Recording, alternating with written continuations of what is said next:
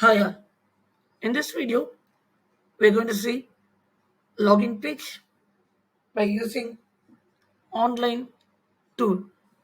So we have multiple online tool and which is free also. This online tool, one compiler, it has a lot of features.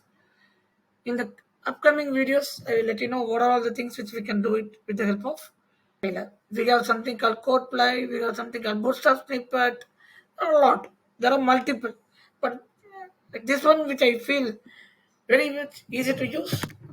Okay, so let's begin with the session. So in this session, which I'm going to create a login page. Okay, so since I have already the code, let me explain what are all I given here, and I can show the output finally. Now, as I hope everyone has a very basic idea of how Bootstrap works. Here in this video, I have used the Bootstrap CDN and the Font Awesome. Let's start. Okay, so here you can see the initial thing is like doc type HTML. That's a mandatory. That's for HTML5. And after that, we are going to use the language called EN. So whichever the country, wherever the country people are there, so we can add that particular language. And this is a meta cassette. This is a default tag. This is a default tag again. So since we are going to use as a responsive, we need this meta name equal to viewport, and the content should be like a width equal to device width, initial scale, and string to fit. No. So these are the default things. So whenever you are creating a new HTML file with Bootstrap, this tags will be automatically created. No need to create any HTML tag, head tag, meta tag, anything, nothing. We are just going to add only the inside the body tags only. We are going to add it, right? Okay. Now here you can see I give it the title as login, and here I created a class called. Sorry, I have the tag called main. Inside the main, I have the class called login form. Let's see what is there in the login form in the style.css. This is style.css. If you see in the top, I already mapped the style.css over here. When I click the style.css, you can see these are all the style.css which I have. Here, what I'm doing is I'm using the font Google API for font. Okay, that is Google APIs. I'm using the font called Ralvi. So and I'm using the size of 300, 400, 600. This is the basic size which I'm using it.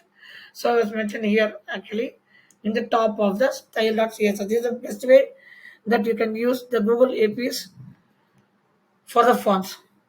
And here I'm setting the body, and here you can see my form that I'll show you what it is, and this is the login form which I showed you in the body, right? So here we have the padding top and padding bottom. I'm just using the padding. Go to index.html, and this you can see main class login form. And most of us know Bootstrap will work with container.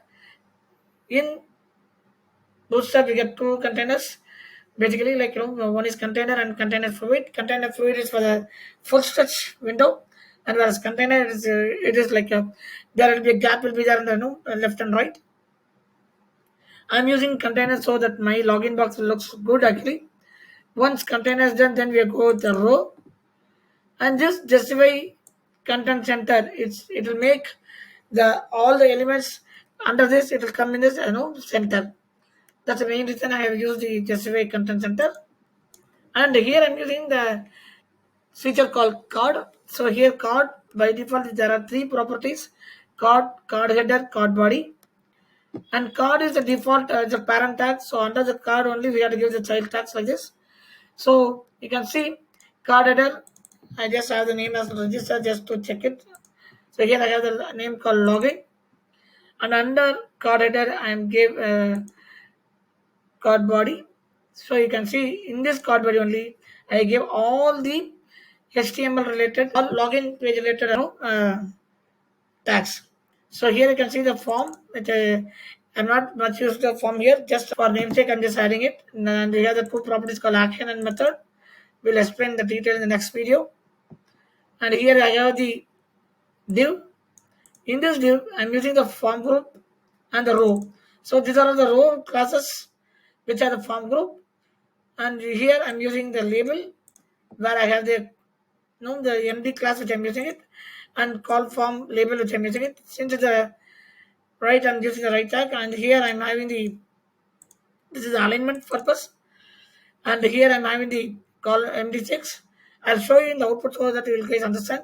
And this is required and autofocus. It's like it is required by default, so I just give it the parameter as required, like attribute as required, and autofocus it will automatically just focus to the email address initially, right? Then the next part is, and this is like input type equal to text. So here you can see the input type equal password. That means it will come in the asterisk type. So form group row, and here the password, the label for, and you can see the label for is email address. Once this section is completed, and then now we are going to start with the remember me. That's a checkbox, right? That checkbox. Okay, so I'm creating the classical checkbox. Let's see if you can see in here. Checkbox is the default class from Bootstrap, so I'm using that one. So here you have the label, and inside the label you have the input type of checkbox. You can see wherever we are having it, so you can see text. That's for the plain text. Password is for the asterisk, and checkbox is kind of a checkbox. It will come up here. Once that is done, so here you can have the button called submit. There are two buttons is available. Currently I'm using submit, and this is a default Bootstrap class for button. It's a button primary. Okay, the button primary is visible. It will come in the blue color like this, and I have a link. So that link is called forgot form password. Then close the div for this one and close the main div and the form div. Okay, now we got to close all the tags which are we have opened it. Now I already run it. Just come here. You can just run it here, where you can see we have the nicely, the card has been came with the header, and we have the email ID. Remember the password and forget your link password. So if you click the login password, it automatically asks, please fill out the field.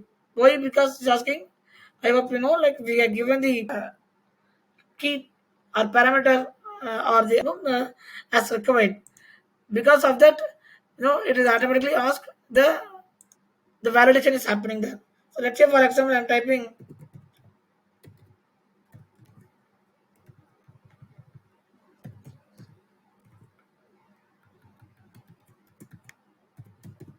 okay. Now I gave this. Now let's click login.